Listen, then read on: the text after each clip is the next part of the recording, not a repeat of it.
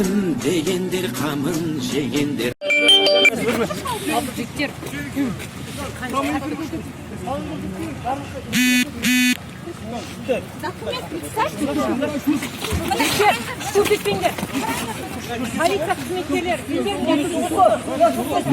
Міне нағыз заңсыздық көрдіңіз. Полиция мүшесі соғысып жатыр.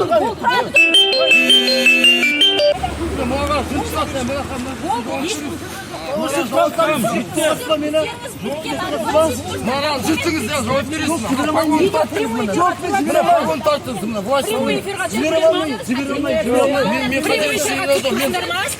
Қазақстанның адал қызметкерімін. Елім үшін, Қазақстанның жаным деген отаным үшін. Отаным үшін.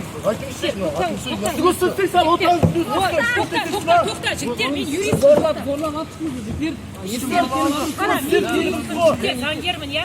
Осы түгел сайлау қорқысы заң. Жоқ, бұл өсіп қалқалап, жоқ, олар атмайды. Мен сізден Өздеріңе, неге